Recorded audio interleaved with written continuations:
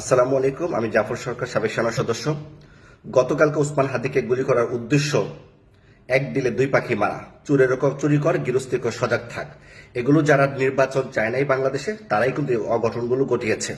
এবং আপনারা পুরো ভিডিওটা দেখবেন, না হলে কিন্তু বুঝবেন না। এই যেসব অপরাধীরা ধরা পড়েছে, তাদের কল লিস্টে আপনার সাদিক কায়েমের মোবাইল নাম্বার ছিল। এবং সাদিক কায়েমের রাজনীতির ধরনটা দেখেন। বিপি নির্বাচন হয়েছে ঢাকা বিশ্ববিদ্যালয়ে, সে কিন্তু পুরা ঢাকাটাকে সে কন্ট্রোল করার চেষ্টা করে যাচ্ছে। এর আগেও কিন্তু ভিপি নূর ঢাকার বিপি ছিল, সে কিন্তু এরকম উচ্ছৃঙ্খল ছিল না।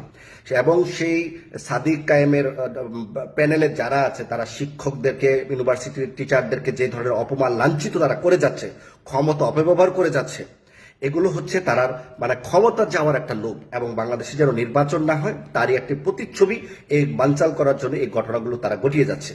হাদি একটা নিরহ মানুষ, সে প্রতিবাদী করেছে, ঠিক আছে।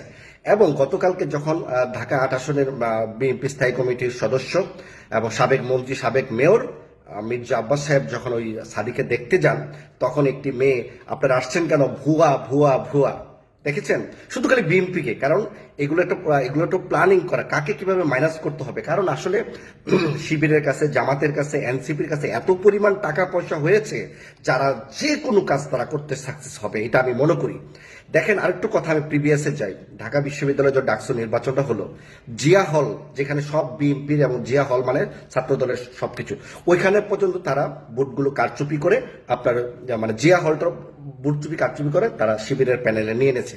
শিবিরে অনেক প্রার্থী, অনেক ছাত্ররা অভিযোগ করেছে যে এখানে আমরা ভোট দেওয়ার আগে আমাদের ভোট দেওয়া হয়েছে, এবং ওটা যে চুরি চাপ্পারি করে ডাকসু নির্বাচন হয়েছে, দেশের মানুষ কিন্তু জানে। এখন সর্বোচ্চ তারা সহযোগিতা করেছিল ঢাকার ভিসি, যে ঢাকার যে বিশ্ববিদ্যালয়ের ডিসি ছিল, বিসি ছিল জামাতের পন্থী, এবং তাকে পুরস্কার স্বরূপ, আপনার শিবিরকে যখন পাশ করানো হলো, তাকে পুরস্কার স্বরূপ কিন্তু সুইজারল্যান্ডের রাষ্ট্রদূত বানিয়ে দিয়েছে। আমি কিন্তু পূর্বে কখনো শুনি নাই যে কোনো বিশ্ববিদ্যালয়ের বিসিকে, আপনার বিশ্ববিদ্যালয়ের বিসিকে রাষ্ট্রদূত বানানো হয়েছে, এরকম খুবই আমার কম জানা যায় না, আপনারা জানেন কিনা। ওনাকে সুইজারল্যান্ড রাষ্ট্রদূত বানানোর 2-3 দিনের মাথায়, 48 ঘন্টার মাথায় কিন্তু চট্টগ্রামের বন্দর কিন্তু বিদেশিদের সুইজারল্যান্ডের হাতে দিয়ে দেওয়া হয়েছে। তো এগুলো রাষ্ট্র পুরো পরিচালনা তারা করতেছে, ছাত্র শিবিররা সারা বাংলাদেশ চালাইতেছে, এটি তারা প্রমাণিত হয়েছে। আমরা কি ধরে নিতে পারি না যে এখানে মির্জা আব্বাসকে ভুয়া ভুয়া তাকে সন্দেহ করা হয়েছে, সেখানেও তো সাদিক কায়েম ঢাকার বিপি, সে যে ওইখানে নির্বাচন করবে, এই ঘটনা যে সে ঘটায় নাই, তার প্রমাণ কি? তার প্রমাণ কি?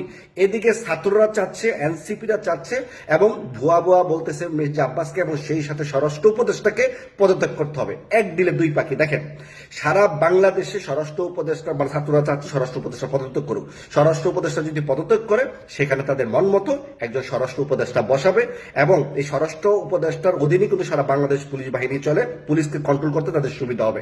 কারণ এই জামাত, শিবির, এনসিপি সারা বাংলাদেশের দারোগা থেকে শুরু করে ওসি, আপনার এডিশনাল এসপি, ডিআইজি, পুলিশের পুলিশ সুপার, এবং ডিসি, সব জায়গায় কিন্তু তারা ফিক্স করে বসাইছে। এখন যদি স্বরাষ্ট্র উপদেষ্টা যদি কঠিন স্ট্রোক থাকে, তাহলে কিন্তু ওই অফিসাররা কিন্তু বেশি এটা কিছু করতে পারবে না। তাই স্বরাষ্ট্র উপদেষ্টাকে যদি পরিবর্তন করতে পারে, তাহলে আম সালা সবকিছু তাদের অধীনেই থাকবে। স্বরাষ্ট্র উপদেষ্টাও থাকবে, চুপ হিসাবে থাকবে, মাটির পুতুল হিসাবে থাকবে, এবং ওদিক দিয়ে এসপি, ডিসি কে দিয়ে তারা বিভিন্ন নির্বাচন বা তাদের পক্ষে সাপোর্ট নেওয়ার জন্য তাদেরকে এই কাজগুলো করবে। আমি 100% ধরে দিলাম এই ধরনের প্ল্যান। তাই আমি চাই বাংলাদেশের মানুষ এই ভিডিওটা যারা দেখবে, স্বরাষ্ট্র উপদেষ্টা জাহাঙ্গীর আলম চৌধুরীর পক্ষে থাকবে। সে বাংলাদেশের ফাটাকেষ্ট ন্যায় এবং সত্যের প্রতীক, এবং একজন সত্যিকারের একজন দেশপ্রেমিক। তাকে নিয়ে কেউ বানচাল কথা বললে কাউকে ছাড় দেব না। তা হাদি যারা হত্যা করার চেষ্টা করেছে, তাদের বিচার আমরা দাবি করছি।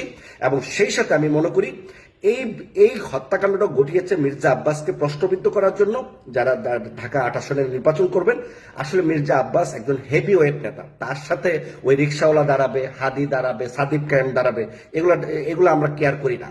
উনার ওজন উনার কাছে আছে, উনার বাকি যে প্রার্থী আছে তারা যদি জনগণের কাছে ভোট আনতে পারে, আনবে, সমস্যা নেই। তো এখানে মির্জা আব্বাস কাউকে ক্ষতি করে, কাউকে হত্যা করে, কাউকে গুলি করে তার লাইন ক্লিয়ার করবে, এরকম লেভেলের নেতা তো মির্জা আব্বাস না। সে হচ্ছে জাতীয় না, ইন্টারন্যাশনাল নেতা সে। এগুলো আমাদের মাথায় থাকতে হবে।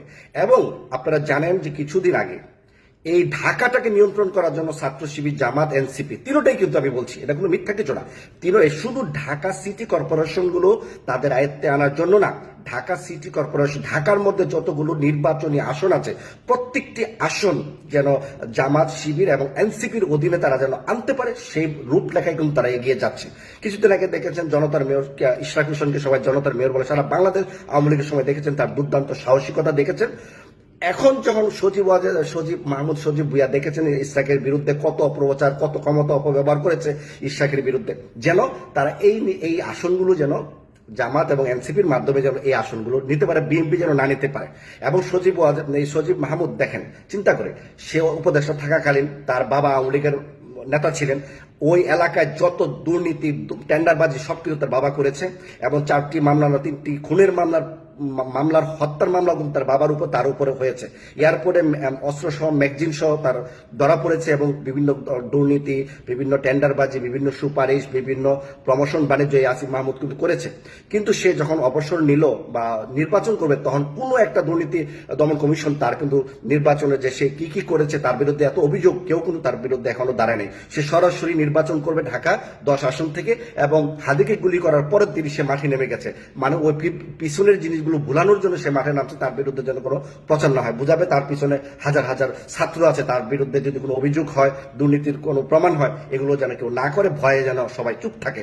এগুলো নিয়ে বাংলাদেশে চলবে না। তাহলে বৈষম্যের জন্য আন্দোলন হয়েছে, তাহলে বৈষম্য যদি তারা করে, সেটার বিচারও কিন্তু বাংলার জনগণ করবে, বাংলাদেশে আইন করবে, বাংলাদেশের সরকার করতে হবে। ডক্টর ইউনূস যদি সেখানে ব্যর্থতা প্রকাশ করে, আমি মনে করি বাংলাদেশের সেনা শাসন আসাটা খুবই জরুরি। শুধুমাত্র এই ধরনের উচ্ছৃঙ্খল ব্যক্তিদেরকে সাইজ করার জন্যই বাংলাদেশে গণতন্ত্র ফিরে আসবে, যদি বাংলাদেশ সেনাবাহিনী ক্ষমতা নেয়। আর এরা যদি নিউট্রালে থাকে, ভালোভাবে থাকে, তাহলে সেনাবাহিনীর প্রয়োজন নেই। তত্ত্বাবধায়ক সরকারের মাধ্যমে সুষ্ঠু একটি নির্বাচন দিয়ে দায়িত্ব ছেড়ে দিয়ে জবাবদিহিতা সরকার প্রতিষ্ঠা করতে হবে। এবং যারা ঢাকাকে কন্ট্রোল করার জন্য এই ধরনের প্ল্যান করছেন, হাদিকে খুন করবেন, আরেকজনকে গুলি করবেন, এবং সমস্ত দায়ভার বিএনপিকে ছাড়িয়ে দিবেন, এসব বন্ডামি ছাড়েন। বিএনপি একটা জনপ্রিয় দল, বিএনপি একটা গণতান্ত্রিক দল। খালেদা জিয়াকে, শহীদ প্রেসিডেন্ট জিয়াউর রহমানের আদর্শ এবং তারেক রহমানের নীতিমালা, তার ভদ্রতা, আচরণ, এটাই প্রকাশ করে যে বিএনপির ভিতরে কতটুকু মানবিক মানুষ আছে। এবং আসিফ মাহমুদ সজীব ভুইয়া ঢাকার মধ্যে নির্বাচন করবেন বিদায় ঢাকা সিটি কর্পোরেশনের প্রশাসক এবং সিইও যে লেভেলগুলো তারা কন্ট্রোল করবে সিটি কর্পোরেশনের, সবগুলো উনি বসাইছে। তাই আমি মনে করি আগামীতে যদি নির্বাচন হয়, বাংলাদেশে যত এসপি, ডিসি আছে, ঢাকা সিটি কর্পোরেশনকে কন্ট্রোল করার মতো যতগুলো লোক সেট করা হয়েছে, সবগুলোকে আবার নতুন করে পোস্টিং করা হোক, এবং 72 ঘন্টার মধ্যে সব রদবদল করা হোক। তাহলে যদি সঠিক নির্বাচন হয়, এই যে আসিফ মাহমুদ সজীব ভুইয়া, মাহফুজুর রহমান, তারা কিন্তু যেখান থেকে নির্বাচন করবে সব জায়গায় কিন্তু তাদের লোক বসানো হয়েছে প্রশাসনের। তাই আমি বলবো এগুলো সব রদবদল আবার পুনরায় করতে হবে। সব রদবদল করার কারণেই কিন্তু তারা এখন উপদেষ্টা ছেড়ে রাজনীতিতে আসছে, নির্বাচন করবে, এবং ঢাকার আসনগুলো তাদের লাগবে, ঢাকার আসনগুলোই তাদের লাগবে মির্জা আব্বাসকে প্রশ্নবিদ্ধ করার জন্য, এবং ঢাকা অন্যান্য আসনগুলো তাদের লাগবে। কারণ ঢাকা হলো মূল কেন্দ্র, একটা মানুষের বডি যেমন মাথা একটা মূল, সারা বাংলাদেশের মূল কেন্দ্র হচ্ছে ঢাকা। তাদের ঢাকাটাকে কন্ট্রোল করার জন্যই তারা প্রত্যেকটা আসন তারা ছিনিয়ে নেওয়ার জন্য চেষ্টা করছে, কারণ তাদের কাছে টাকা পয়সার অভাব নাই। এই দুইজন উপদেষ্টা যে পদত্যাগ করলো, তাদের আয় ব্যয়, তাদের যে দুর্নীতি, তাদের যে টেন্ডারবাজি, তাদের যে কমিটি বাণিজ্য, তারপরে যে আপনার বিভিন্ন দপ্তরে সচিব যে পরিবর্তন করছে, এগুলোতে বাণিজ্য হয়েছে শত শত হাজার হাজার কোটি টাকা, তাদের এলাকায় যে হাজার হাজার কোটি টাকা বরাদ্দ নিয়েছে। এই যে হান্নান মাসুদের নেতৃত্বে, হান্নান মাসুদ তো কোনো জাতীয় নেতা না, সে একটা মানে কি বলবো, থার্ড ক্লাস টাইপের একটা নেতা, তার নেতৃত্বে বলে 2100 কোটি টাকা বলে সে বরাদ্দ নিয়ে নিয়েছে। হাসনাত আব্দুল্লাহর অধীনে 400 কোটি টাকা বরাদ্দ নিয়েছে। বাংলাদেশের টাকা কি জনগণে কি মানে এগুলো কি ফাও আসে যে জনগণের টাকাগুলো যেভাবে খুশি বরাদ্দ দেন?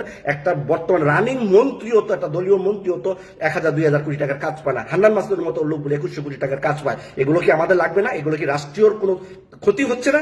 আপনারা বড় বড় আলাপ করেন, ছাত্র জনতা আবার রাজপথে নামেন, অভিভাবকরা পুটকির চামড়া তুলে ফেলাইবো তোমাদের। ঠিক আছে, তোমরা যেভাবে রাজনীতি করতেছো, বিএনপির বিরুদ্ধে লাগছো, এরকম বাড়াবাড়ি করলে কিন্তু আওয়ামী লীগ টেকবে, আওয়ামী লীগ কিন্তু আসবে, সেনা শাসনও আসবে, তখন কিন্তু তোমাদের অস্তিত্ব থাকবে না। তোমরা যারা এরকম কাজ করতেছো, তোমাদের সবার নাম কিন্তু নোট হবে, সারা জীবন তোমরা ছাত্র থাকবা না, পরে কিন্তু লাইনে আসবা।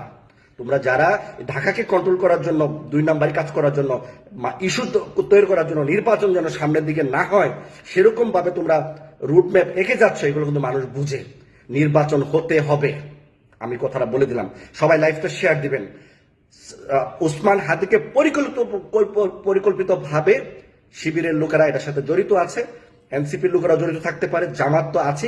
শুধুমাত্র ঢাকাকে কন্ট্রোল করার জন্য, বিএনপির প্রার্থীকে প্রশ্নবিদ্ধ করার জন্য তারা এই ধরনের প্ল্যান করে গেছে।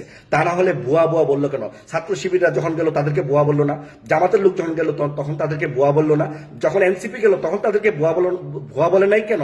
তারা কি তুলসী পাতা? দেশটা তাদের অধীনে চলছে। জামাত এবং এনসিপি যেদিন বলবে যে 15 দিন পরে নির্বাচন, এই নির্বাচন কমিশন 15 দিন পরে নির্বাচন দিবে, আমরা কি বুঝি না? আমরা কি ছোট শিশু দুধ খাই? 17 বছর আওয়ামী লীগ শেখ হাসিনার বিরুদ্ধে আমরা জাফর সরকার প্রতিবাদ করেছি, বিদেশে জেল খেটেছি একমাত্র আমি। আমরা জানি যে বাংলাদেশ কোন পর্যায়ে যাচ্ছে, আর তোমরা কি ধরনের রাজনীতি করছো, তোমাদের কাছে টাকার পার হয়ে গেছে, সেগুলো কি মানুষ জানে না? মির্জা আব্বাসকে প্রশ্নবিদ্ধ করার জন্য তুমি একজন রিস্কাওয়ালাকে দাঁড়া করাই দিছো, তার মান সম্মান নষ্ট করার জন্য। এগুলো তো মানুষ বুঝে না যে এমন কথা। দাঁড়াও, প্রার্থী যে কেউ হতে পারে, কিন্তু একটা কথা মনে রাখতে হবে, ওসমান হাদির বিচার, মানে গুলি যারা করে তাদের বিচার হবে। এবং ওরা যদি ছাত্রলীগের লোক হয়ে থাকে, তাদেরকে কে ইনরোল দিয়েছে, তাদেরকে কারা সহযোগিতা করেছে, সেটাও বের করতে হবে।